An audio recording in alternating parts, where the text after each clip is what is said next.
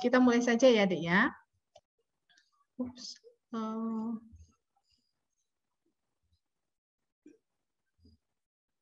Oke. Nah, kalau kita bicara tentang membuat proposal, tentunya di dalam pikiran kita ada suatu hal yang mau kita kerjakan, yaitu penelitian, gitu ya. Membuat sebuah penelitian, kita butuh sebuah proposal, karena ini yang akan kita propose itu ajukan, apakah memang ini layak untuk dikerjakan atau tidak. Nah, kalau misalnya saya bukan orang yang terlibat dalam akademik, apakah saya pada saat mau membuat penelitian wajib membuat proposal? Namanya bukan proposal, tapi term of reference. Term of reference itu adalah catatan, ya, bagaimana nanti langkah-langkah saya akan melakukan penelitian tersebut. Jadi memang kalau kita bicara proposal, tentunya karena kita mau mengajukan ide, ya, propose tadi, kita mau mempropose ide kita kepada orang lain. Dalam hal ini kalian karena bagian dari tugas akademik, berarti kepada dosen pembimbing dan dosen penguji, apakah ide yang kalian angkat ini memang layak untuk dilaksanakan atau tidak. Nah, secara saintifik metodenya ada tahapan-tahapannya. Yang pertama sekali adalah kita harus menetapkan masalah apa yang mau kita angkat di dalam penelitian atau pekerjaan yang akan kita laksanakan. Ya kan? Apa yang mau kita angkat? Topiknya apa gitu ya? Apa yang mau kita selesaikan? Solusinya apa? Penelitian itu kata dasarnya adalah teliti. Teliti itu artinya kita melihat secara rinci, kita mau tilik dia secara rinci supaya kita bisa mendapatkan jawaban gitu. Nah, lalu kemudian langkah yang kedua, setelah kita tetapkan masalahnya apa, kita melakukan pengamatan, kita laksanakan melihat di sekitar kita, apakah memang ini merupakan sebuah masalah atau tidak. Lalu kemudian kita membaca penelitian-penelitian orang sebelumnya yang kemungkinan ya kan bersinggungan dengan apa yang mau kita teliti gitu loh.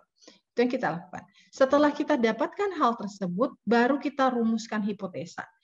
Setelah kita lihat, setelah kita amati, setelah kita baca apa yang sudah diteliti orang, baru kita bisa rumuskan hipotesa.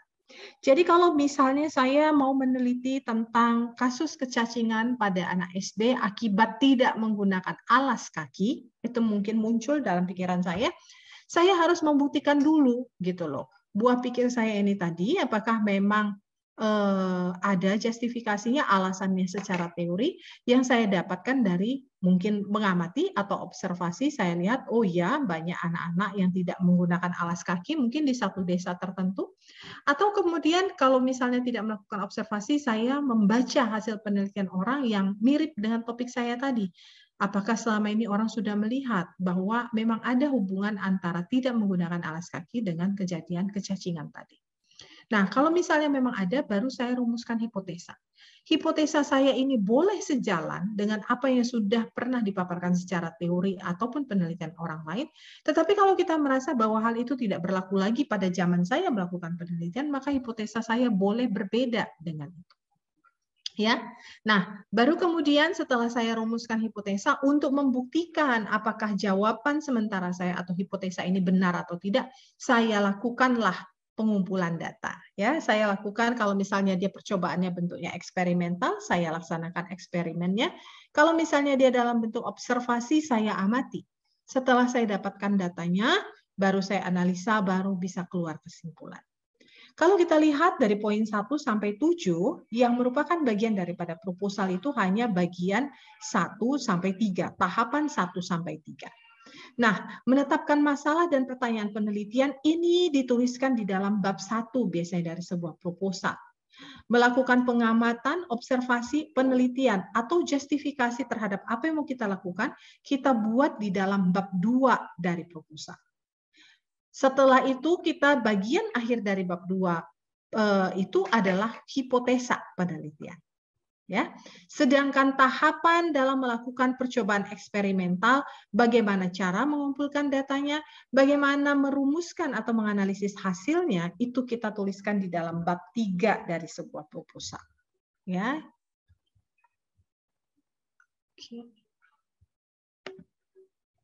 Nah, seperti tadi yang saya sebutkan, pada saat kita mau melakukan sebuah penelitian, yang pertama sekali adalah mengidentifikasi masalah. Yang sering menjadi pertanyaan, apakah yang saya pikirkan saat ini memang cocok untuk menjadi sebuah masalah? Saya mau mengangkat tentang COVID-19 di daerah tempat tinggal saya. Misalnya mau membuktikan bahwa memang kerumunan itu sangat erat hubungannya dengan kejadian COVID-19. Nah, untuk bisa membuktikan itu, bagaimana cara mengerjakannya? Saya harus melakukan observasi mungkin dahulu, karena COVID-19 ini adalah suatu hal yang baru. Kalau saya mau melihat hasil penelitian orang, mungkin kultur dari peneliti-peneliti sebelumnya berbeda dengan kultur kita. Jadi kalau kita mau menuliskan sebuah masalah itu, kita harus lihat topik ini memang terjadi pada populasi atau tidak. Nah, terjadi pada populasi ini seberapa banyak dia? Tidak ada buku yang mengatakan harus berapa banyak, tetapi secara kelaziman, kalau kejadian tersebut sudah ada pada 20% dari populasi, maka itu bisa saya angkat menjadi topik penelitian. Jadi kalau tadi saya mau melihat hubungan antara sholat tarawih berjamaah beramai-ramai di masjid dengan peningkatan kasus COVID-19. Maka kita tinggal lihat di daerah tempat tinggal saya, apakah 20% dari masyarakatnya pergi ke masjid untuk sholat bertarawih. Kalau memang iya, lebih dari 20% atau 20%, maka topik tersebut sudah layak untuk diteliti. Jadi demikian. Jadi kita bisa mengangkat kalau case itu terjadi pada 20% dari populasi. Resiko itu ada pada 20% dari populasi atau lebih. Nah, itu baru kita bisa angkat masalahnya. Kemudian kita harus ungkapkan kemungkinan penyebabnya apa. Nah, inilah yang kita cari tadi, ya kan? Tadi masalahnya bahwa COVID-19 meningkat. Oh ya, meningkat secara tajam 20% dari sebelum Ramadan. Lalu kemudian saya melihat hubungannya dengan sholat tarawih misalnya. Saya lihat, oh ternyata lebih dari 20% masyarakat di kampung saya ini pergi sholat tarawih. Nah, saya itulah yang menjadi penyebab masalah. Oh, saya lihat lagi, ternyata di antara mereka yang sholat tarawih tidak menggunakan protap, ya, misalnya jaga jarak, atau mungkin malah tidak menggunakan masker. Nah, ya, itu harus kita gali. Ya, kira-kira apa-apa saja faktor-faktor resiko terhadap outcome ataupun problem yang saya mau ini, yang ingin saya bahas di dalam penelitian saya. Nah, untuk memudahkannya, selama ini kan memang sudah zaman digital ya, semua adik-adik biasanya membaca pakai laptop atau pakai HP. Saya jarang sekali melihat anak-anak menulis sekarang, tapi saya nggak tahu deh, mungkin di antara kalian tidak demikian. Biasakan ketika membaca itu membuat catatan. Jadi kalau kita mau membuat mengangkat sebuah topik apapun itu, coba dibuat di dalam orat-orat, gambarkan dalam bentuk diagram. Lalu kemudian kita perjelas ulang diagram tersebut dengan mereview hubungannya. Seperti apa bentuknya? Nah, ini kita lihat di sini. Ini ada salah satu contoh problem, eksplorasi, ya kan? Eksplorasi masalah. Masalah utamanya adalah angka aborsi yang tinggi pada remaja. Angka aborsi yang tinggi pada remaja. Nah, saya berpikir, gitu ya, sebelum saya membaca, saya berpikir, oh iyalah, pastilah angka aborsi ini tinggi. Karena sekarang orang sudah menerapkan praktek free sex, ya, pernikahan, berhubungan seksual di luar nikah, misalnya. Tapi mungkin bisa jadi juga ada pengaruh lingkungan, kawan-kawannya, mungkin seperti itu. Kemudian ada pengaruh dari keluarganya bagaimana. Nah, setelah saya identifikasi ini, maka saya carilah dulu. Saya cari dulu dari literatur, atau dari fakta-fakta yang lain, atau dari observasi apa-apa saja sih kira-kira. Lalu saya lihat misalnya free sex ini mungkin akibat psychological factor, ya, misalnya ketertarikan terhadap pasangan, atau mungkin dia self expression, mau menunjukkan jati dirinya. Oh, saya orang yang sangat canggih, saya orang bukan yang ortodoks gitu ya, self expression. Atau mungkin karena lingkungan, kawan-kawan saya semua melakukan, kenapa saya tidak gitu. Nah, hal-hal ini bisa saya dapatkan berdasarkan observasi ataupun dari penelitian sebelumnya. Jadi, kalau nanti pada saat kalian mau membuat proposal, biasanya dari NEU yang diminta itu adalah judul, gitu ya. Yang diminta adalah judul. Kalian disuruh mendiskusikan judul dengan dosen pembimbing. biasanya judul itu akan sangat erat kaitannya dengan ekspertisi dosen. Jadi kalau dosennya misalnya Prof. Aldi dari neurologi, ya pasti proposalnya atau penelitiannya tidak jauh-jauh dari bidang neurologi. Biasanya seperti itu.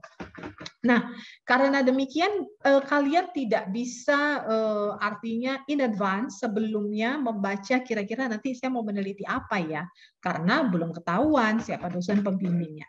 Tapi begitu ketahuan siapa dosen pembimbingnya, jangan duduk mikirin mau judul apa, tapi coba membaca dahulu.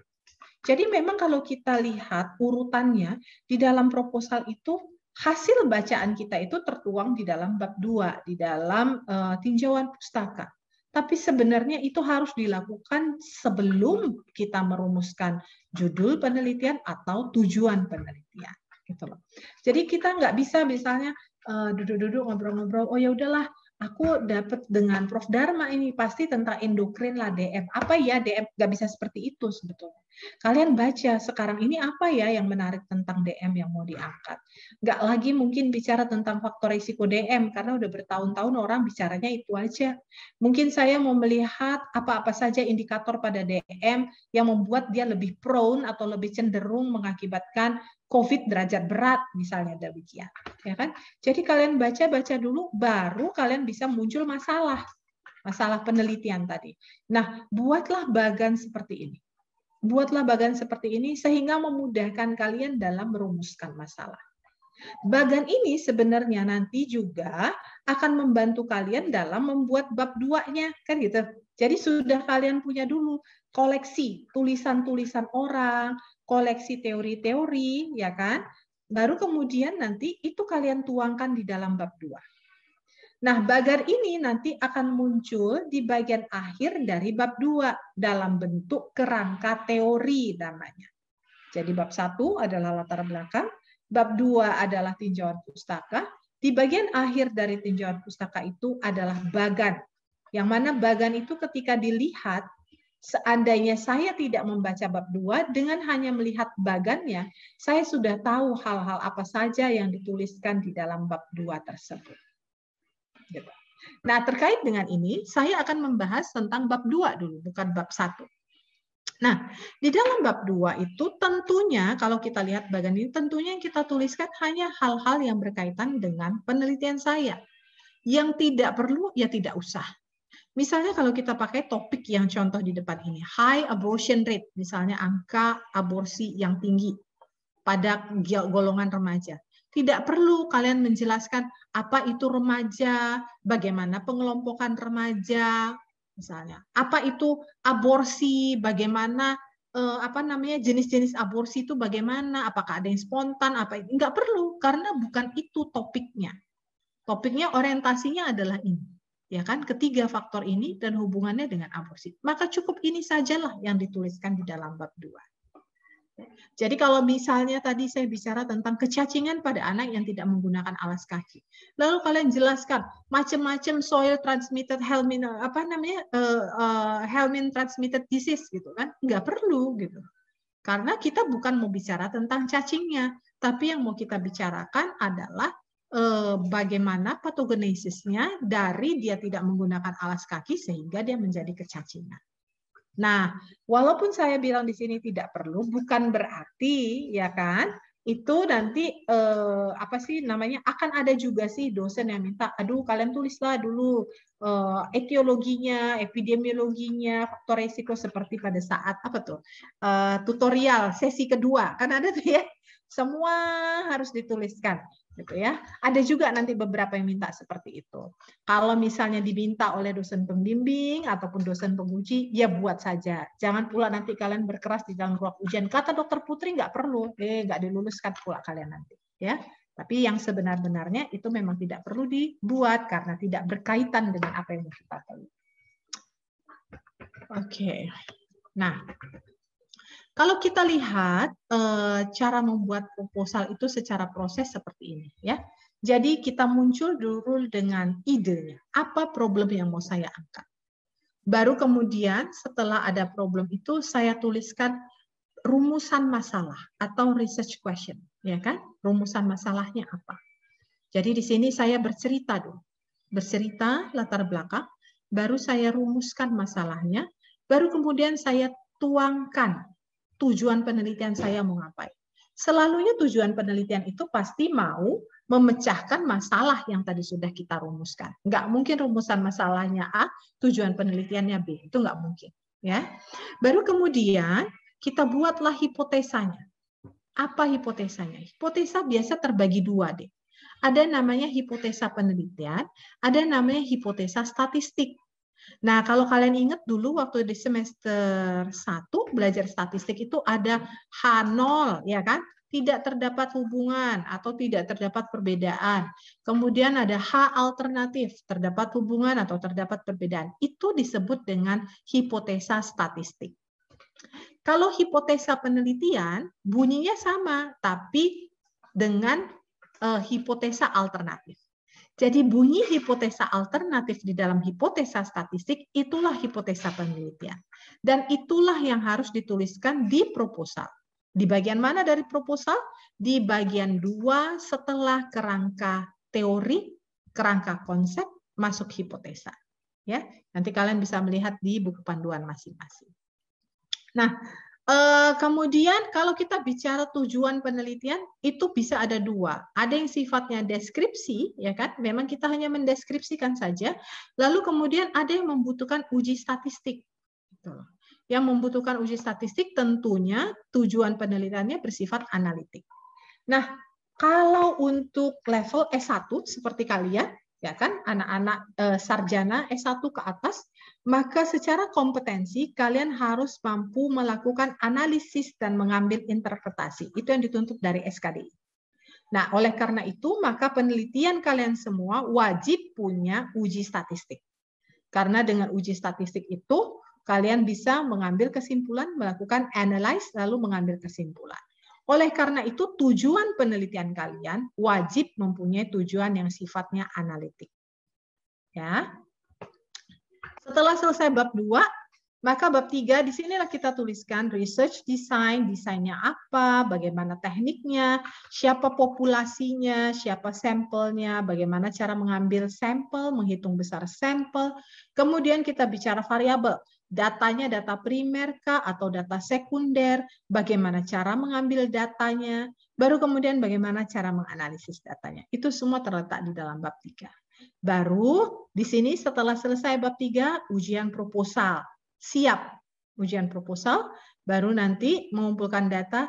Yang terakhir adalah result, ya kan, hasil dan pembahasan serta kesimpulan dan syarat. Itu di bab 4 dan 5. Nah, kalau kita lihat, Dek, bagian dari proposal itu bagian dari proposal itu key-nya adalah di bab 2 kalau dalam proses proposal, ya kan? Jadi nyawanya, rohnya itu di bab 2. Di bab 2 itu kita harus bahas sedemikian rupa hal-hal apa yang related atau berhubungan dengan yang apa kita teliti. Sedangkan untuk hasil penelitian, rohnya itu ada di bagian pembahasan. Nah, untuk melihat apakah memang kalian mampu mengerjakannya atau tidak, saya selalu menyampaikan, buatlah pembahasan kalian sekomprehensif mungkin, sehingga untuk memastikan ini komprehensif bagaimana, Dok? Biasanya jumlah halaman pembahasan itu tidak kurang dari 50% jumlah bab 2. Jadi bab 5, ya kan, pembahasan, lembar bab 5 tidak kurang dari 50% dari bab 2. Jadi kalau bab 2-nya 40 lembar, maka bab 5-nya minimal 20 lembar. Gitu. Baru itu artinya kalian bisa membahas dengan cukup banyak, tapi mungkin belum tentu baik gitu ya. Tapi artinya kalian cukup thoroughly membahasnya. Oke. Nah, kita coba membatasi area tadi research proses itu kepada proposal saja. Jadi proposal tentunya ada judul penelitian, kemudian ada latar belakangnya seperti apa, lalu kemudian kita buat tinjauan pustaka. Lalu setelah itu method, yaitu bab 3, dan daftar pustaka. Ya. Kita bahas satu persatu, bagaimana cara membuat sebuah judul penelitian. Nah, balik tadi. Yang membuat sebenarnya, yang mengarahkan judul penelitian kita ini adalah tujuannya mau ngapain. Ya, tetapi seperti yang saya bilang, pada saat kalian mau membuat proposal nanti, dimanapun di Indonesia ini rata-rata yang diminta judulnya apa. Sebenarnya itu salah. Sebenarnya yang harus ditanyakan adalah tujuannya mau ngapain, gitu loh. Ya. Nah, untuk bisa tahu tujuannya mau ngapain, tentunya kan kalian sudah membuat bagan yang tadi. Kenapa? Karena judul ini nanti harus menggambarkan seluruh isi penelitian. Gitu loh. Jadi kadang-kadang kalau kita buat judul di awal, ternyata pada saat kita melakukan ada data tambahan yang kita mau, kemudian ada perubahan analisis atau bagaimana, otomatis judul yang kita sudah siapkan di awal mungkin bisa jadi tidak cocok lagi karena dia tidak menggambarkan seluruh isi penelitian. Nah, tapi kembali lagi ini kepada peraturan dari masing-masing institusi. Kebetulan di tempat saya sekolah, judul itu bukan hal yang penting. Dia nanti pada saat mau wisuda, kita baru mau istilahnya ujian hasil ya, pada saat ujian hasil, judul pun masih boleh berubah, gitu ya. Karena apa? Supaya dia memang merangkum di peluknya isi dari penelitian itu. Nah, kemudian judul itu harus menggunakan frase sederhana. Jangan pakai kalimat-kalimat yang membingungkan. Dan sifatnya harus netral. Ya, sifatnya harus netral. Dia juga tidak boleh menggunakan singkatan kecuali singkatan yang baku, gitu ya. Kalau sekarang COVID-19 sering disingkat orang C19. Saya nggak tahu apakah itu sudah baku atau tidak. Kalau kita menggunakan bahasa Indonesia gampang mengeceknya, tinggal dibuka KBBI, ya. Tinggal buka KBBI, lihat ini termasuk singkatan baku enggak. Biasanya yang lazim-lazim itu misalnya SD, SMP, SMA, yang seperti itu baku ya. Tapi kalau misalnya ada singkatan-singkatan kedokteran yang kalian rasa memang menurut kita karena kita sudah sering dengar tidak asing di kuping, perasaan kita baku, tapi ternyata dia bukan singkatan yang baku dalam KBBI, maka tidak boleh digunakan. Ya, harus dipanjangkan. Misalnya apa ya? PJK, saya coba nanti cek. Misalnya PJK, penyakit jantung koroner, itu baku atau enggak? Kita kan udah biasa mendengar PJK, gitu ya. Tetapi kita belum tahu apakah dia memang baku atau tidak di dalam KBBI. Lalu kemudian judulnya tidak boleh menggunakan kalimat tanya, interrogatif. Benarkah vitamin A dapat menimbulkan gangguan pada mata? Gitu loh. Benarkah pemberian antiviral tidak penting untuk penyakit COVID-19? Nggak boleh seperti itu. Ya, judul yang sifatnya interrogatif ini untuk tujuan komersial biasanya, untuk koran, majalah, nah itu boleh. Nanti kalian akan dituntut juga untuk menyiapkan sebuah artikel, jadi bukan hanya melakukan penelitian saja, tapi kalian harus membuat artikel ilmiah dari penelitian tersebut untuk dipublikasikan. Nah, judul artikel tadi tidak mesti sama dengan judul yang ada di dalam laporan hasil penelitian. Dia bisa berubah. Dia bisa kalian buat dalam kalimat tanya. Misalnya kalian mau meneliti yang tadi sederhana.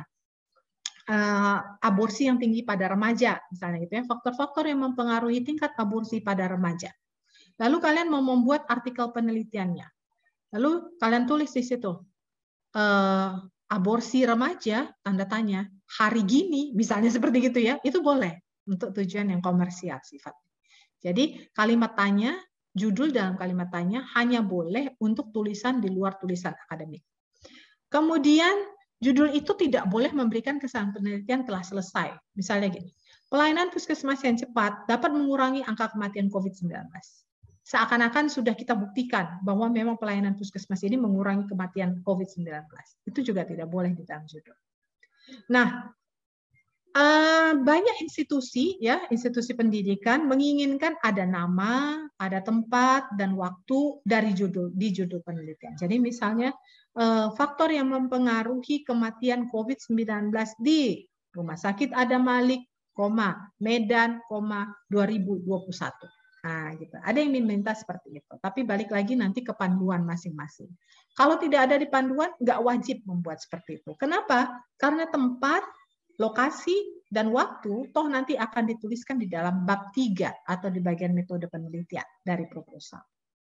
Nah, itu tadi judul. Sekarang kita bicara latar belakang. Ya. Bagaimana cara kita membuat latar belakang?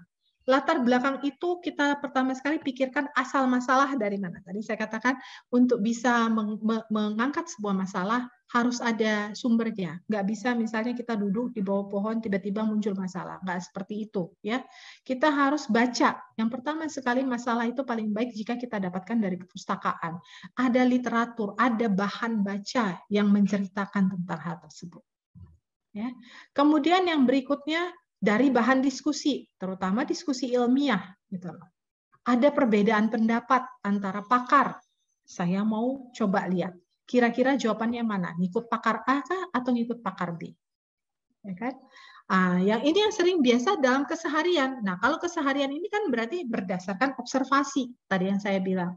Oh, saya observasi ternyata orang sudah mulai pergi sholat ke masjid, tapi tidak menggunakan protokol kesehatan. Nah, saya observasi. Nanti hasil observasi inilah yang saya tuliskan di dalam bab 1. Berdasarkan observasi di lapangan, setiap 10 dari jemaah yang sholat tarawih yang menggunakan masker hanya 2% atau 20%. Oleh karena itulah penelitian ini ingin melihat, ya kan, hubungan antara ketidaktaatan prokes pada saat melakukan ibadah berkaitan dengan peningkatan kasus COVID-19. Misalnya demikian, itu boleh. Ya, jadi yang kita tuliskan di dalam latar belakang itu fakta berdasarkan apa yang sudah dituliskan orang, ataukah fakta berdasarkan observasi kita di lapangan. Atau bisa juga fakta berdasarkan data sekunder, itu boleh. Ya. Nah, bisa jadi juga adalah hal-hal yang sifatnya non-ilmiah. Boleh saja non-ilmiah, tetapi antara non-ilmiah dengan keseharian itu tetap harus ada justifikasinya. Yang paling gampang tadi itu tadi, observasi di lapangan. Saya mau melihat misalnya kejadian obesitas, faktor yang mempengaruhi obesitas pada anak SMA. Lalu saya mau cari-cari nih, berapa persen sih sebenarnya obes pada anak SMA? Nggak dapat-dapat. Nah, saya nongkrong aja, misalnya ya kayak kemarin ada kakak kelas kalian, saya suruh, kamu mau di SMA mana? Oh, saya mau SMA swasta dok, SMA Harapan katanya ya. Ini kita sebut merek deh supaya contoh. Caranya bagaimana? Dia duduk di depan SMA tersebut, lalu setiap anak SMA yang keluar dia catat, gitu loh. Dia catat, maksudnya dia secara random dia catat IMT-nya. Dia ukur 20 orang, lalu dia dapat dari 20 orang itu ternyata 80% obes gitu ya, ada yang overweight, ada yang obes. Itu yang dijadikannya justifikasi di dalam latar belakang. Berdasarkan observasi di lapangan dari tanggal sekian sampai sekian pada 20 anak SMA di Harapan ini 80% menderita overweight dan obes. Itu boleh. Gitu ya. Lalu kemudian bagaimana cara membuat latar belakang? Latar belakang itu seperti segitiga terbalik. Jadi kita harus menuliskan masalah yang umum dulu, kemudian baru fokus ke masalah kita. Ya, jadi kita fokus dari kita mulai dari yang paling umum sampai ke permasalahan yang mau kita angkat. Kalau kita misalnya tadi bicara obesitas, maka saya cerita dulu. Obesitas ini angka kejadiannya bagaimana di dunia pada remaja. Ya kan? Baru kemudian mungkin Asia Tenggara. Baru kemudian setelah Asia Tenggara di Indonesia bagaimana? Di Provinsi Sumatera Utara bagaimana? Di Kota Medan bagaimana? Misalnya demikian. Ya, jadi dia dari umum semakin mengerucut. Atau kalau saya mau menceritakan dampak dari obes, kita cerita yang paling general. Dampak dari obes misalnya yang pertama sekali, yang paling besar persentasenya mungkin peer ya tidak pede, lalu mengerucut lagi sampai yang terakhir yang paling berbahaya mematikan, misalnya ya mengakibatkan sindroma metabolik sehingga orangnya lebih berisiko untuk meninggal muda misalnya seperti itu. Jadi semuanya itu dituliskan dalam bentuk segitiga terbalik.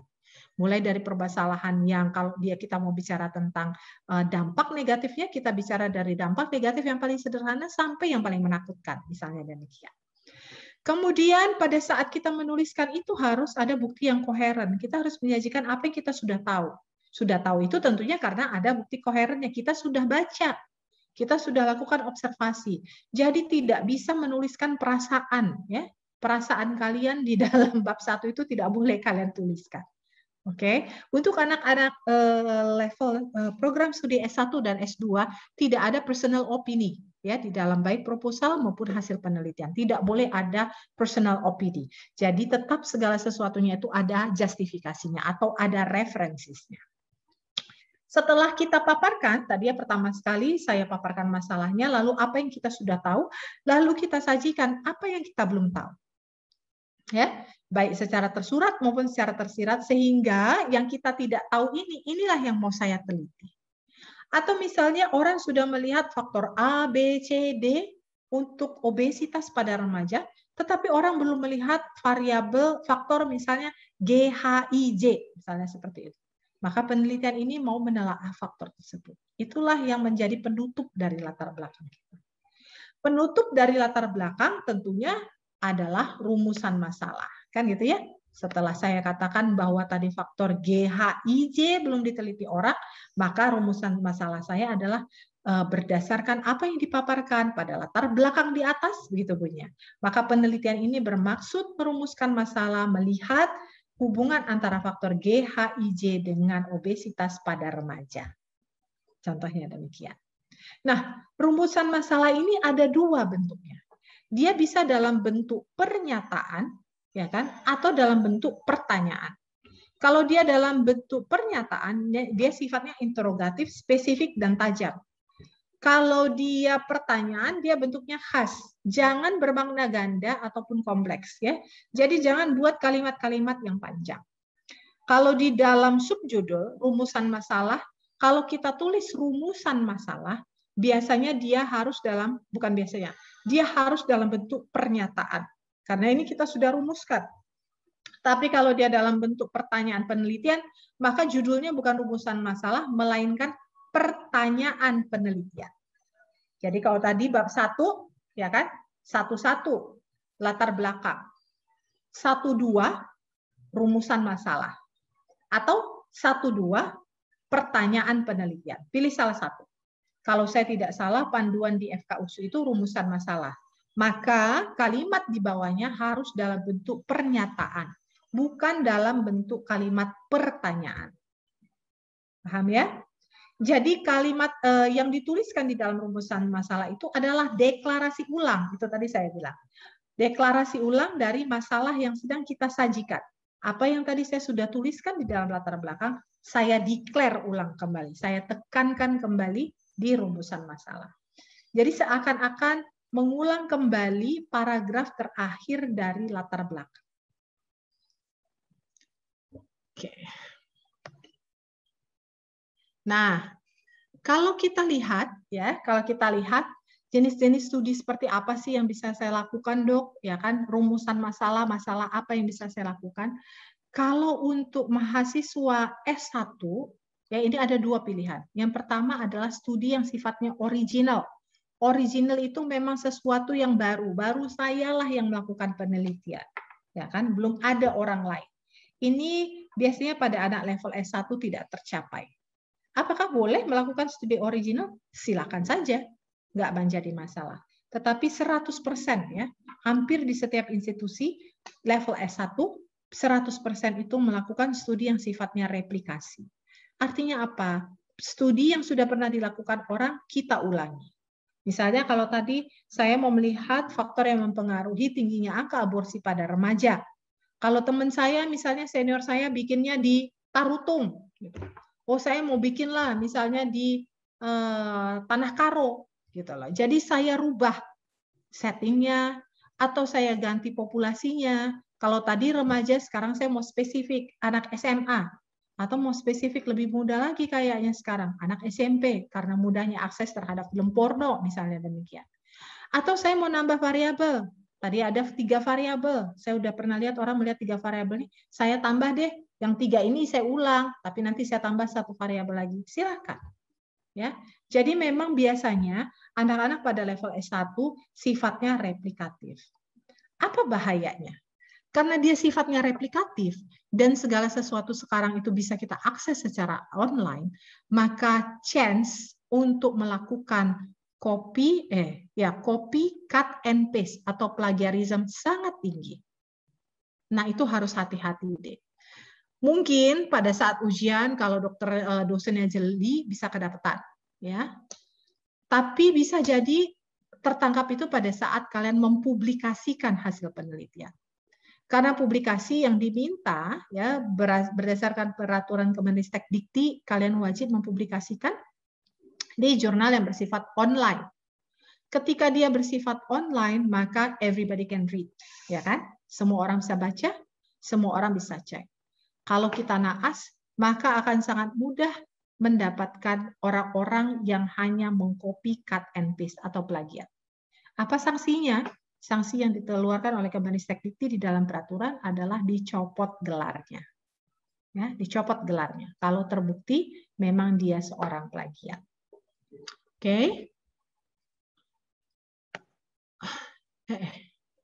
Nah, ini dia tadi, kalau kita bicara tentang desain penelitian, biasanya pada saat kita melakukan penelitian, ada 5 hal yang kita pikirkan, yang disingkat dengan FINER. Yang pertama sekali adalah visibility. Ya, pada saat kalian melakukan penelitian, ingat nih, penelitian ini adalah penelitian saya, bukan penelitian pembimbing. Paham ya? Nanti kalian akan mendapat pembimbing, lalu pembimbingnya suruh buat gini. Kalau kalian rasa kalian nggak mampu, ngomong sama pembimbingnya. Jangan ketakutan. Sekarang sih sudah jauh berubah ya. Kalau kita bicara kira-kira 6 tahun lalu, ya mungkin karena sesuatu dan lain hal, ada mahasiswa yang terpaksa dalam tanda kutip melakukan penelitian yang diminta oleh pembimbingnya. Sehingga penelitian S1 bisa membutuhkan biaya sampai 25 juta. 25 juta itu harga satu motor gitu ya. Ada kakak kelas kalian yang harus mengalami hal tersebut. Jadi kalian harus ingat, visibility di sini adalah untuk kalian sebagai peneliti. Gitu loh. Kalau misalnya dikatakan dosennya, ayo coba buat penelitian ini, sampelnya harus begini, tapi kalian tidak punya akses. Misalnya sampelnya harus penghuni di penjara, ya sampaikan. Saya nggak bisa dok mendapatkan sampel di penjara karena saya tidak punya akses untuk masuk ke dalam sana. Ngerti ya? Jadi visibility bukan hanya akses, tapi dana, waktu, ini harus kalian pikirkan. Baru kemudian yang kedua dipikirkan interesting. Sesuatu yang menarik itu biasanya sesuatu yang baru. Kalau dia nggak baru, biasanya tidak menarik. Jadi penelitian kalian kan seperti tadi saya bilang 100% ya, kalaupun tidak 100, hampir 100 itu sifatnya duplikatif. Jadi dia ya usang. Nah, sekarang tinggal kita mikirkan, apa yang mau saya tambahkan supaya dia kelihatan menarik. Gitu loh. Jadi kayak tadi, misalnya sekarang orang sedang heboh tentang COVID. Kalau misalnya kalian dapat endokrin, kaitkan dengan COVID mungkin. Atau kalian dapat misalnya neuro, kaitkan dengan COVID. Mungkin seperti itu, karena itu yang sedang trendy saat ini. Gitu ya. Kemudian novelty, ini nggak perlu. Level S1 tidak perlu novel. Novel itu sesuatu yang baru. Yang tadi, studi original. Novelty ini hanya kebutuhan level S3. Lalu yang kedua, etik. Ya, tidak bertentangan dengan etika, ini wajib. Ya, penelitian apapun ceritanya, kita tidak boleh karena melakukan penelitian merugikan sampel penelitian, subjek penelitiannya. Maka nanti kalian pada saat membuat proposal, setelah selesai ujian proposal, kalian harus mengurus surat, harus mendapatkan clearance dari bagian etik. Lalu kemudian relevan. Relevan ini bagi pengembangan ilmu tata laksana, ya kan, kebijakan, mungkin relevan lebih kepada keahlian. Tentunya penelitian-penelitian kalian akan relevan karena akan bergerak di bidang medis tentunya, ya kan, karena kalian mahasiswa kedokteran. Nah, jadi dari yang 5 ini, yang selalu menjadi masalah adalah yang nomor 1. Yang selalu menjadi masalah adalah yang nomor 1. Kenapa? Mayoritas mahasiswa tidak berani mengungkapkan pendapatnya kepada dosen pembimbing. Jadi kalau kalian rasa kalian namanya dosen pembimbing, maka tugas dia adalah membimbing. Kalian harus artinya memahami terminologi tersebut. Jadi jangan kalau dibilang dosennya bikin gini, ya dok, bikin gini, iya dok, izin dok, ya. Itu nggak benar seperti itu. Oke, nah tadi kita sudah bicara judul. Ini saya ulangi sedikit tentang latar belakang. Ya. Jadi di dalam latar belakang itu bagaimana cara membuatnya? Pertama sekali ceritakan besaran masalah. Pada saat kita bicara besaran masalah, kita harus berikan juga waktunya. Jangan kita katakan misalnya terjadi peningkatan 20% dari kasus COVID-19 atau terjadi penambahan 20% kasus di kampung Padang Bulan, misalnya tempat saya tinggal di sini.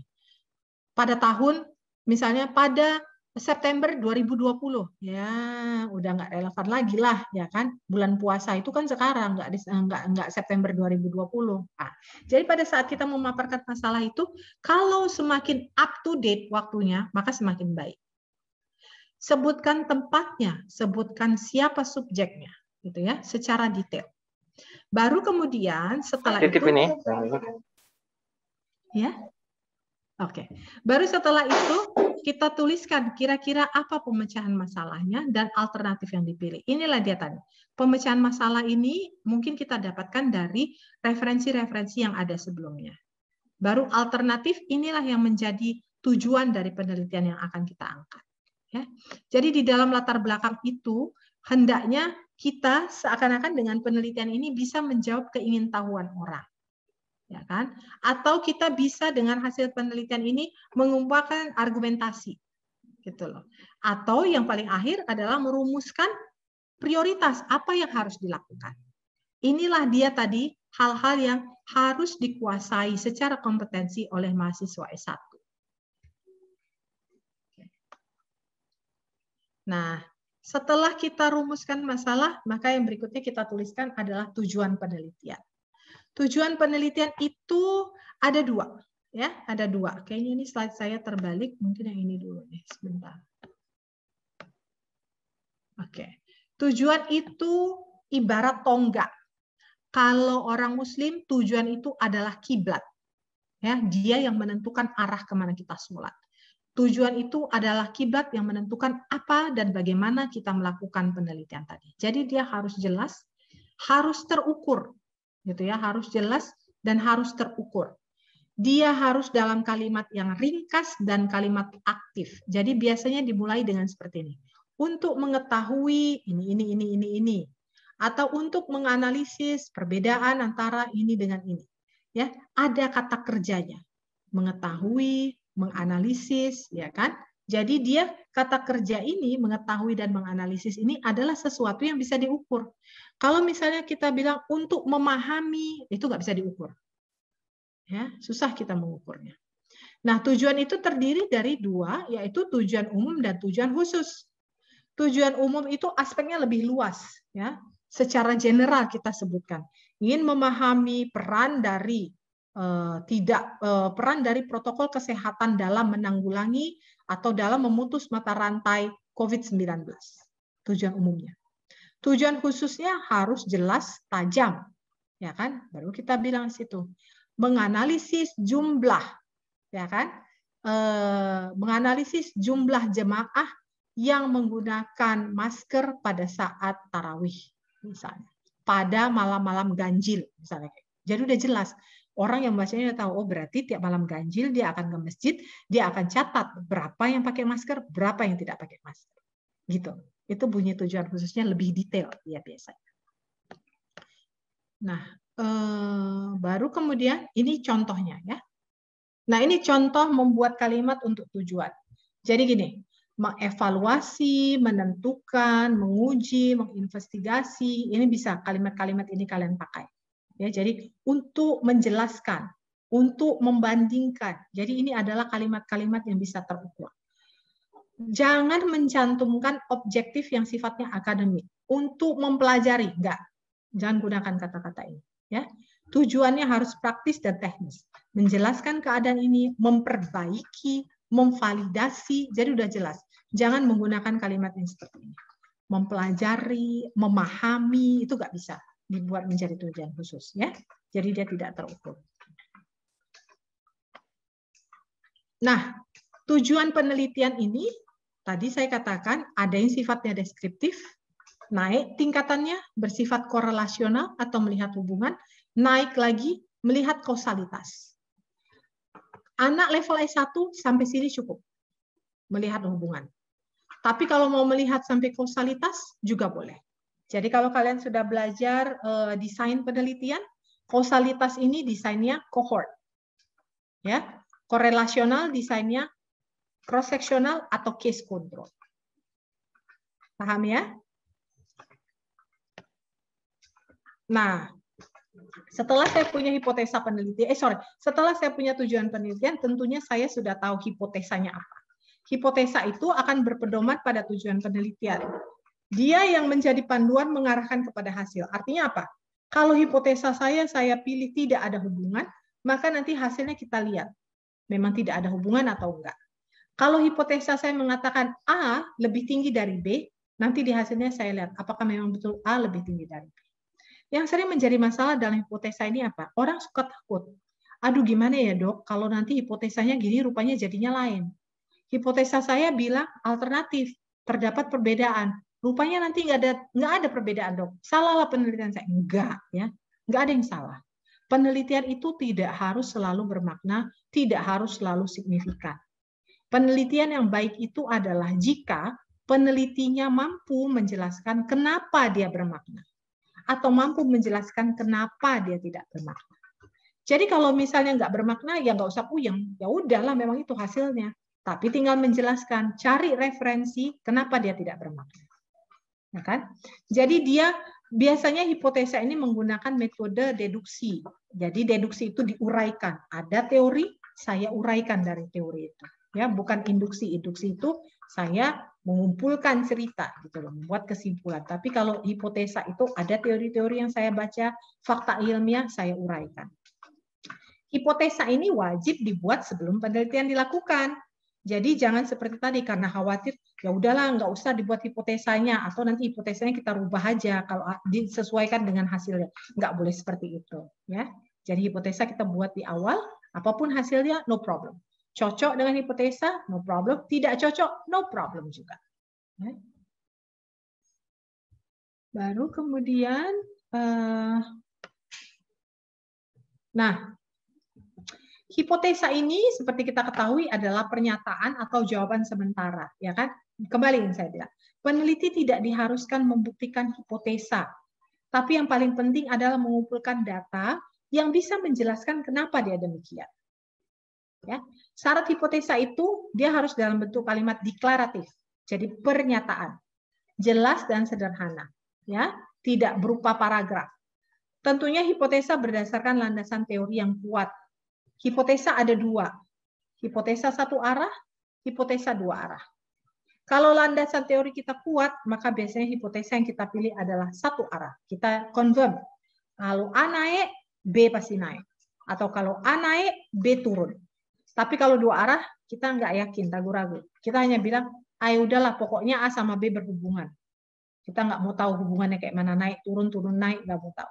Ya. Jadi semakin kuat landasan teori dan semakin baik bahan bacaan kita, maka semakin mungkin kita membuat hipotesa satu arah. Ditentukan sebelum pengumpulan data, hipotesa harus dapat diuji, dan dia yang akan menentukan metode yang tepat. Komponennya harus ada grup subjek. Kita harus jelaskan apa sama apa yang kita bandingkan. Apa yang mau kita bandingkan di antara kelompok tersebut. Nah, itu harus jelas di dalam hipotesa.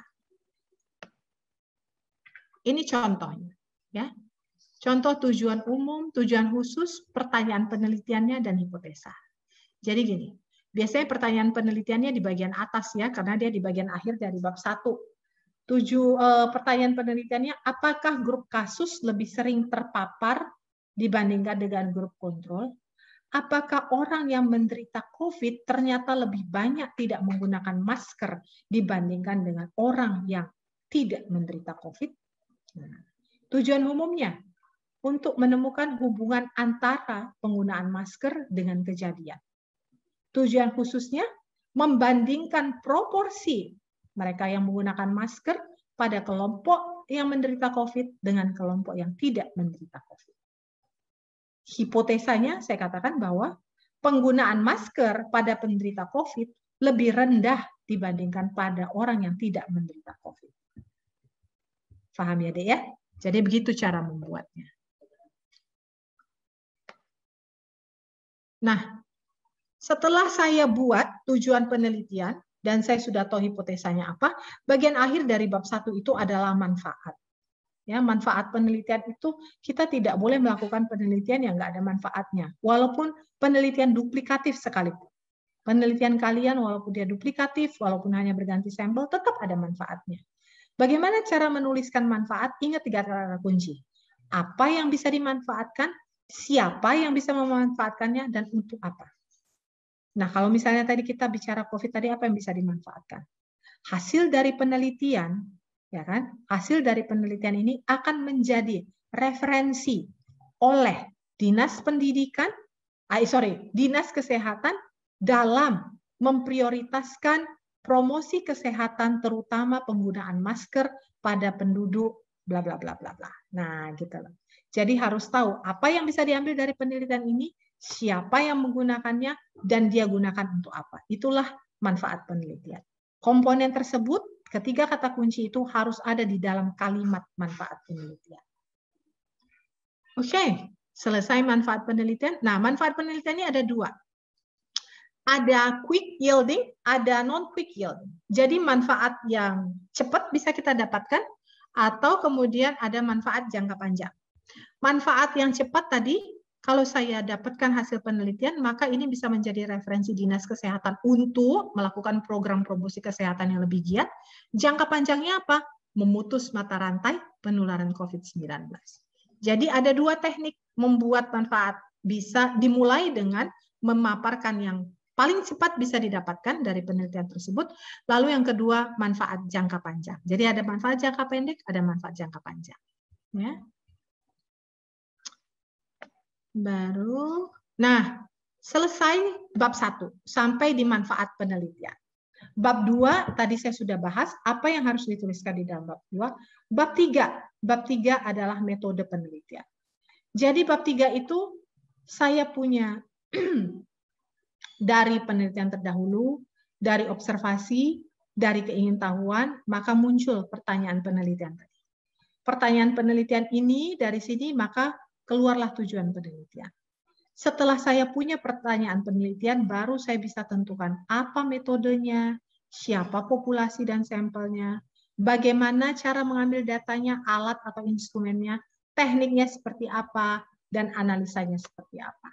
Ya, jadi komponen ini, yang 5 ini harus ada di dalam bab 3 dari sebuah proposal. Ya, metode, populasi dan sampel, datanya, cara mengumpulkan datanya, dan cara menganalisis datanya. Dan end produknya ini adalah di dalam bab 4 hasil dan bab 5 pembahasan. Nah, kalau kita lihat desain penelitian berdasarkan macam-macam, kalau berdasarkan tujuannya ada eksploratif, verifikatif, development, dan lain-lain. Tapi biasanya yang kita anut adalah ini, berdasarkan kesimpulan. Karena kesimpulan inilah juga yang menentukan kompetensi tadi. Jadi ada penelitian deskriptif, ada penelitian inferensi atau analitik. Ya, jadi biasanya inilah yang kita gunakan, pembagian ini yang kita gunakan atau yang kita aplikasikan.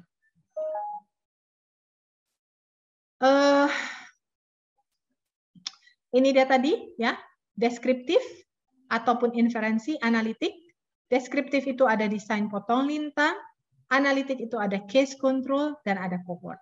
Saya rasa ini sudah kalian pelajari secara detail di saat kalian kuliah metode penelitian. Tapi nonetheless, kalau ada pertanyaan terkait hal ini, boleh juga ditanyakan. Dengan demikian, saya akhiri presentasi saya. Terima kasih dan saya kembalikan kepada moderator Gabriela.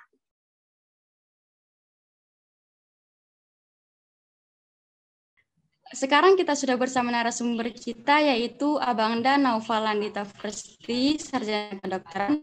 Halo, selamat pagi, Bang. Ya, halo Agni, selamat pagi juga ya. Sebelumnya makasih banyak ke teman-teman. Gimana nih Bang dan keluarga, Bang?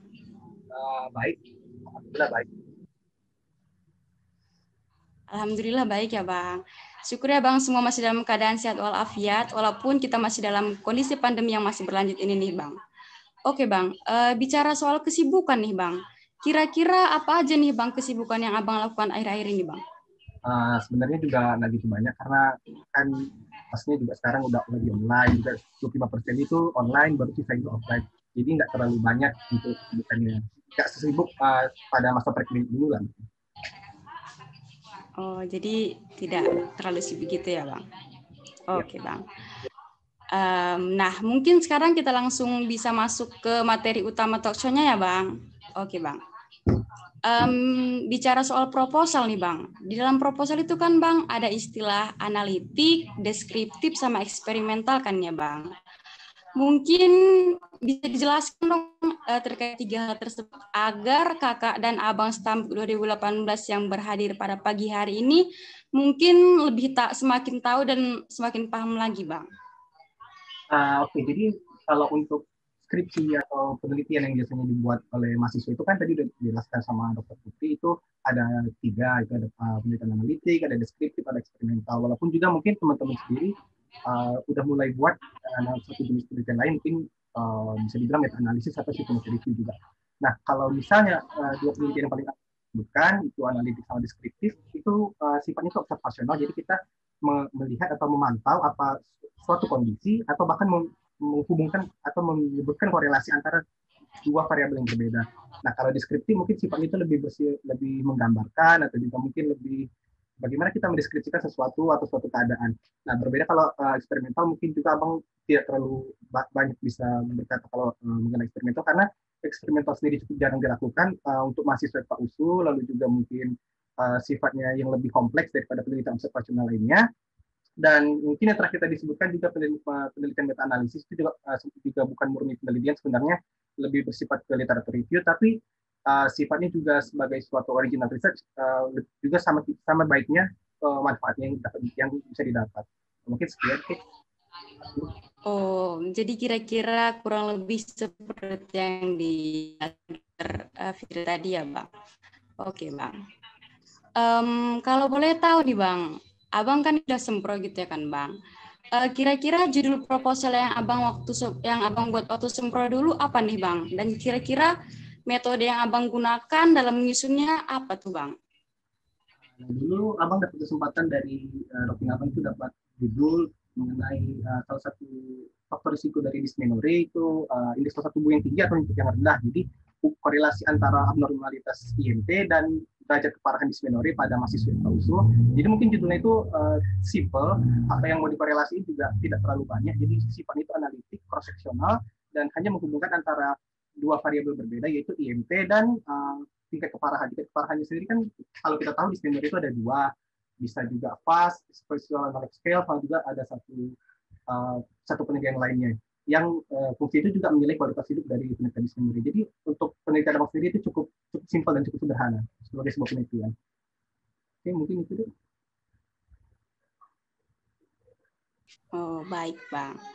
Ini kan, Bang, kalau misalnya dalam segala hal ya kan, Bang, pasti ada kesulitannya gitu, Bang, masing-masing.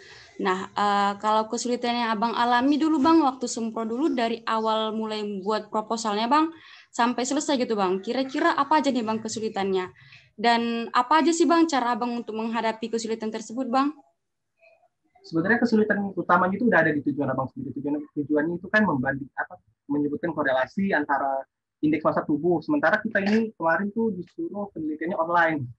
Jadi sifatnya itu lebih ke daring. Nah, itu kan juga sebenarnya bingung bagaimana kita misalnya mengetahui indeks massa tubuh dari sampel yang kita targetkan. Nah, itu kemarin Abang juga mikir juga gimana sih caranya kita bisa mengatasi masalah ini. Jadi Abang buat desainnya itu lebih ke sifatnya self-report. Jadi mungkin ada dari teman-teman juga pernah jadi partisipan di penelitian Abang. Jadi mungkin penelitian itu lebih kayak melaporkan berapa berat badan terakhir, begitu pula dengan berapa tinggi badan terakhir, baru mengisi lembar tingkat keparahan dysmenorrhea. Jadi mungkin sifatnya atau desain dari penelitian itu diubah ke yang mungkin lebih memungkinkan untuk dilakukan di masa-masa pandemi seperti ini.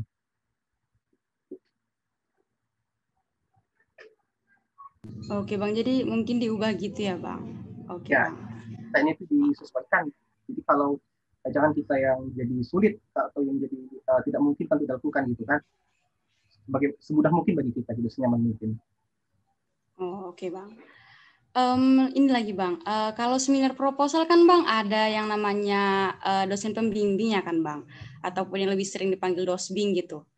Mungkin ataupun pastinya gitu, setiap kita proposal pasti ada misalnya judul yang belum pas ataupun isi proposal yang belum pas gitu ya kan, Bang. Pasti harus direvisi lagi nih, Bang. Jadi cara abang untuk yang abang lakukan untuk menghadapi dosen pembimbing itu gimana sih bang? Ini maksudnya ketika sempro ya. Iya bang. Sebenarnya yang harus kita khawatirkan pas sempro itu bukan dosen pembimbingnya, jadi lebih ke dosen pembimbing. Karena dosen pembimbing itu pasti ada di pihak kita, kecuali kita dari awal udah nggak ada di pihak dosen pembimbing itu sendiri. Nah, jadi kalau misalnya dosen pembimbingnya ini biasanya minta revisi cukup banyak ya. Jadi kita yang paling penting itu adalah persiapan. Jadi kita mempersiapkan seoptimal mungkin gimana kita membuat proposal yang istilahnya itu lebih sedikit celahnya atau paling sedikit celahnya diberikan pertanyaan atau diberikan revisi yang mungkin sifatnya itu baik minor maupun juga mayor. Nah juga mungkin dipelajari, dipahami, kita tahu masalah kita itu apa, kita tahu kita mau ngapain, lalu juga paham apa solusi bagi permasalahan yang sudah mungkin kita temui tadi. Misalnya abang, permasalahannya kan lebih ke bagaimana kita mendapatkan data sementara kita penelitian itu dilakukan secara daring. Nah, mungkin itu juga menjadi salah satu hal yang penting kalau misalnya nanti menjumpai penguji, kita tahu di mana kelemahan kita, jangan hanya menunjukkan di mana kita superior penelitiannya, di mana kita uniknya, tapi juga kita harus tahu di mana kita memiliki celah terhadap revisi yang mungkin menanti gitu. Nah, oke, mungkin itu deh. Jadi persiapan dari diri sendiri ya gitu ya bang, lebih diperdalam gitu materinya kan bang. Oke bang. Selanjutnya nih bang, abang kan udah berpengalaman sekali nih bang dalam membuat proposal. Juga tampaknya sudah banyak membuat karya ilmiah serta dipublikasikan gitu bang, sebagaimana yang di kurikulum vitae tadi bang. Nah mungkin boleh nih bang dibagi tips and triknya buat cara membuat proposal yang baik dan benar, sehingga kakak dan abang yang stamp 2018 lebih bersemangat lagi bang dalam membuat proposalnya bang. Oke, kalau bicara tips and trik sebenarnya itu cuma ada dua, cuma kita harus niat sama kita harus paham kita mau ngapain selama membuat proposal ini. Kalau niat itu kan masalah internal masing-masing kita, gimana kita bisa menyemangati diri lah gitu untuk membuat seminar ini kan juga banyak tekanan selama semester 6, semester 7. Nah kalau masalah kita paham perencanaan apa yang kita buat itu juga sama pentingnya. Jadi misalnya tips and triknya itu kalau tadi sudah dibilang Dr. Putri bab 1, bab 2 baik pendahuluan sama 3 pustaka kan sama pentingnya.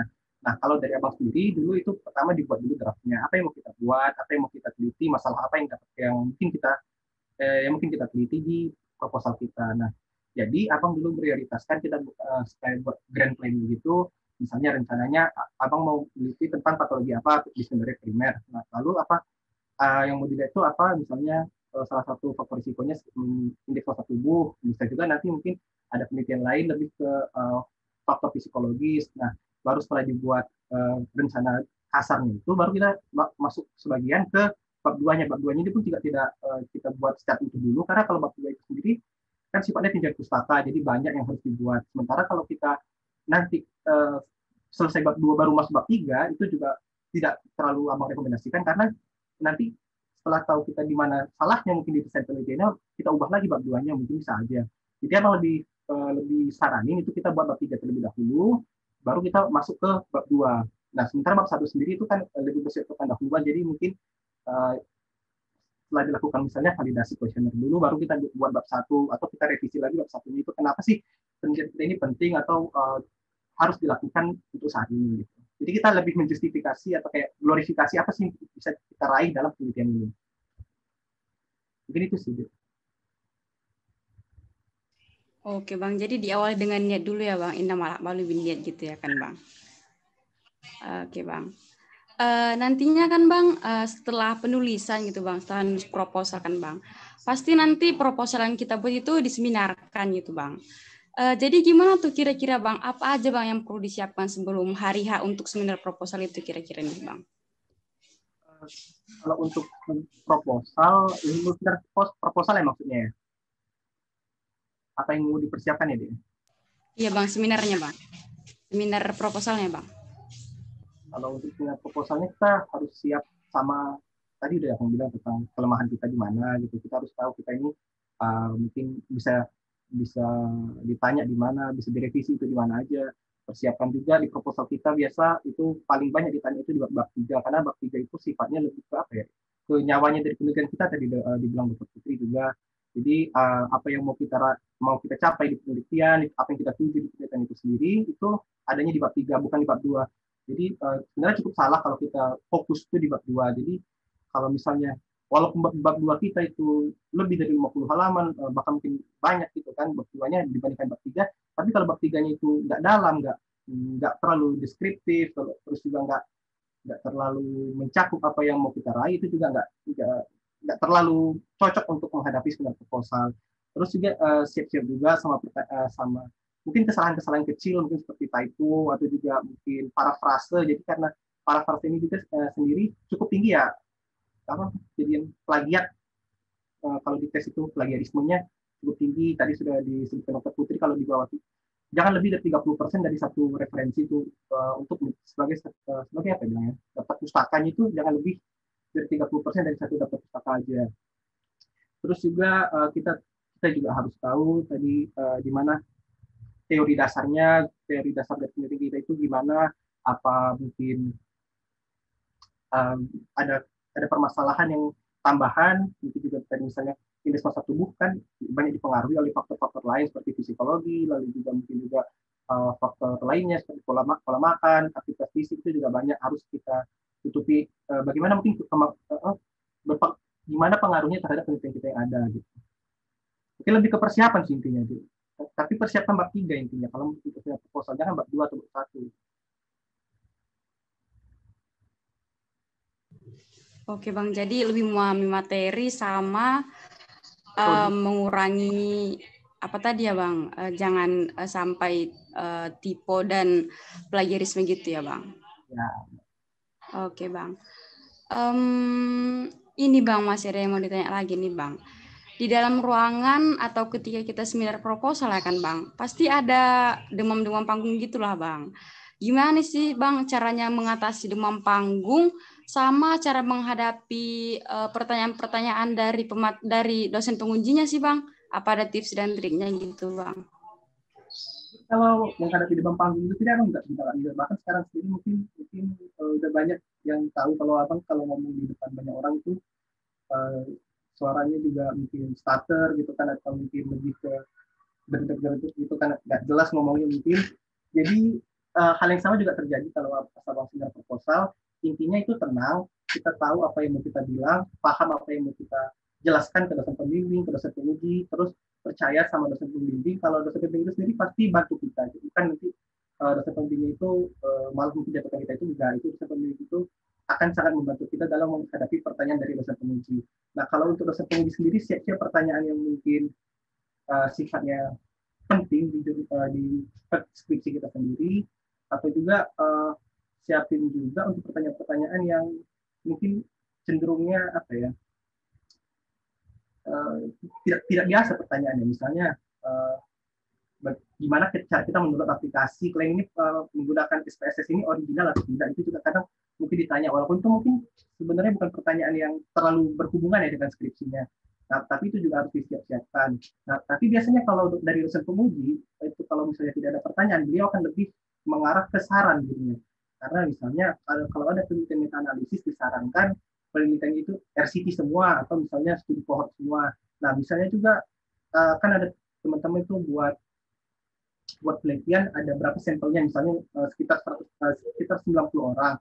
Nah, mungkin itu dosen pengujinya bakal nge-challenge si mahasiswanya ini untuk meningkatkan jumlah sampel itu mencapai 100 orang. Kenapa sih Dik akan tingkatkan sampai 100? Nah, terus juga siap-siap sama pertanyaan yang sifatnya itu lebih ke apa ya? Apa yang mau kalian raih di penelitian ini? Kenapa milih judul ini? Itu seringkali ditanya juga. Kenapa kalian pilih populasinya ini? Kenapa nggak ini aja? Misalnya kenapa dipilih populasi anak hukum sementara bisa dilihat di anak kedokteran atau anak kedokteran gigi gitu kan? Kenapa harus dibandingkan antara mahasiswa kesehatan dan mahasiswa non kesehatan? Itu juga penting untuk kita tahu. Walaupun juga mungkin sifat itu dasar, tapi kadang juga bingung juga ditanya kalau terlalu dasar pertanyaannya. Mungkin itu sih. Oke Bang, jadi kuncinya cara menghadapinya tetap tenang gitu ya Bang, hafal materinya, jangan sampai lupa, baru mungkin mempersiapkan diri juga ya Bang terhadap pertanyaan-pertanyaan yang di luar dugaan kita gitu ya Bang. Oke Bang. Terakhir nih Bang, boleh dong Bang dikasih motivasi buat kakak dan abang Stampu 2018 agar sempronya lancar jaya nih Bang. Motivasi. Kalau motivasi sendiri, abang sebenarnya juga nggak gitu berhak sih ngomong di skripsi ini, karena abang nggak bisa bantu kalian dari A sampai Z gitu. Karena abang mungkin tadi ngomongnya mungkin baru A sampai B atau A sampai C. Nah, tapi intinya teman-teman dari Istanbul 18 itu kalau kita mau mengajukan suatu proposal, mengajukan suatu rencana terhadap kepada dosen pembimbing, penguji, itu kita harus jangan sampai gagal berencana. Kalau kita sudah gagal berencana, berarti kita mungkin aja berencana untuk gagal. Mungkin itu sih. Oke, jadi jangan gagal berencana gitu ya Bang. Oke Bang. Wah, seru sekali ya Kak Bang mendengar pembicaraan dengan Bang Naufal tadi. Oke. Nah, mungkin dari kakak abang masih ada yang ingin bertanya Bang, mungkin tadi masih ada yang kurang jelas gitu. Untuk itu tibalah saatnya pada sesi tanya jawab. Baik kepada kakak dan abang yang ingin bertanya, saya persilahkan untuk melampirkan pertanyaannya di kolom chat Zoom Kak Bang. Dan bagi kakak abang yang langsung present juga boleh ya Kak Bang, nanti akan saya persilahkan Bang untuk on-mic Bang. Terima kasih Kak Bang.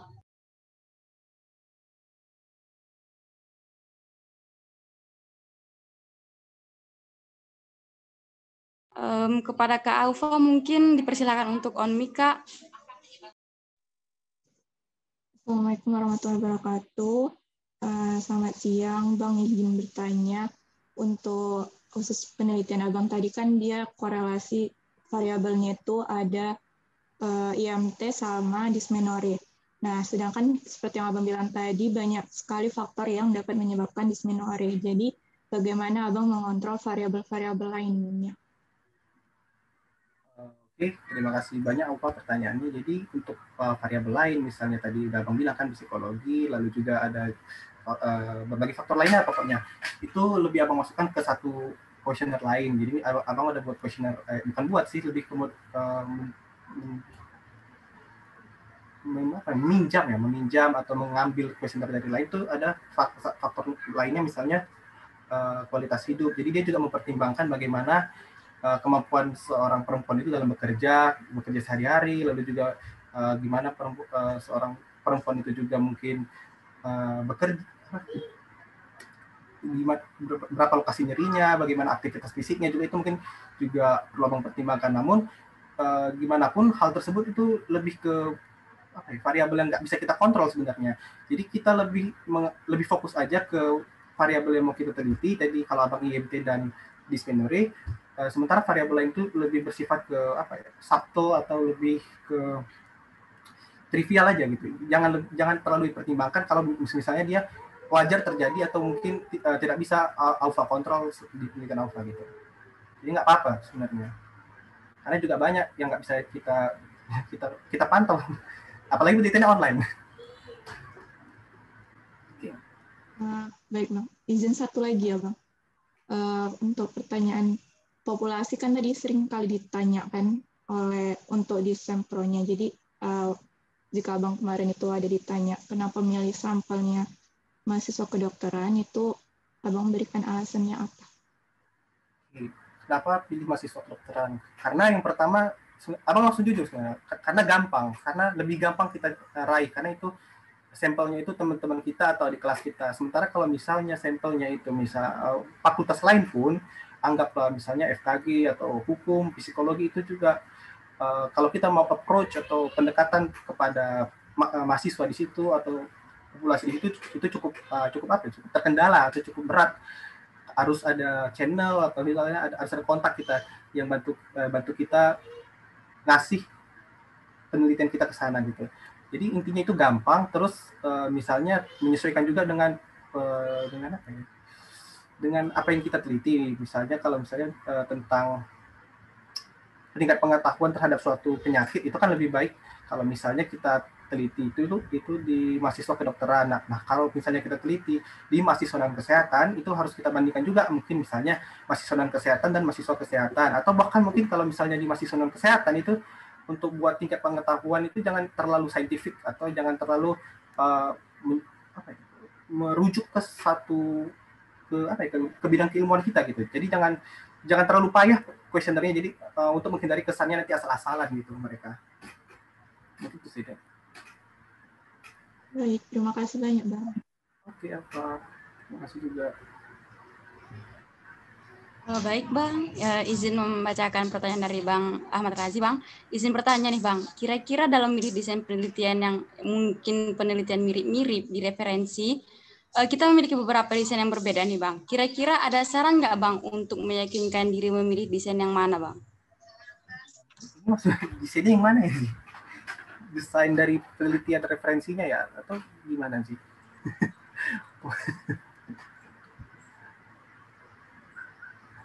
Bang mungkin ngejelasin pertanyaannya ya Bang. Oh iya Jadi, sih. kan sebenarnya penelitian yang mau Rezi bikin itu lebih ke menguji faktor risiko, mencari hubungannya. Cuman kalau Rezi lihat di referensi itu banyak yang hanya menggunakan analitik komparatif aja gitu, hanya sampai chi-square. Cuman ada beberapa yang menggunakan sampai ke korelasi kontingensi gitu Bang. Cuman nah kan dua-duanya juga sebenarnya kalau kontingensi sendiri juga kayak mirip-mirip juga sama chi-square. Kira-kira untuk membuat yakin milih yang mananya itu gimana? Soalnya rasanya karena kalau masalah taunya ya udah kebayang aja kalau mau milih yang korelasi udah tahu pasti ngerjain ke kontingensi. Tapi kalau mau milih komparatif tahu ke chi-square. Terus apa yang mau diperiksa juga udah tahu. Cuman antara dua-duanya yang dua-duanya bisa dilakukan jadi terbayang kayak ingin ngebikin dua-duanya gitu kan. Jadi kayak mana gitu Bang untuk milih salah satu untuk meyakinkannya Bang? Sebenarnya abang kalau dikasih pilihan kayak gitu kan abang milih yang gampang dan yang bisa kita pertanggungjawabkan gitu. Jadi apapun hasil yang kita dapat, jadi misalnya tadi penelitian analitik komparatif gitu kan, itu mungkin lebih gampang untuk dijelaskan, relatif lah ya, relatif, atau juga lebih mudah untuk kita sampaikan kepada dosen penguji ataupun dosen pembimbing. Nah mungkin abang lebih mempertimbangkan yang kita pahami, yang lebih kita pahami. Tapi kalau Raji dua-dua pahami, mungkin gimana ya, jadi lebih ke yang cocok ke penelitiannya, walaupun dua-duanya cocok. Kayaknya lebih yang mana Raji nyaman aja gitu. Yang mana yang bisa kita terapin di populasi atau di penelitian yang mungkin sifatnya itu kan spesifik gitu. Karena abang juga nggak bisa banyak bicara tentang penelitian Raji karena itu betul-betul unik, betul-betul spesifik gitu. Jadi abang nggak bisa.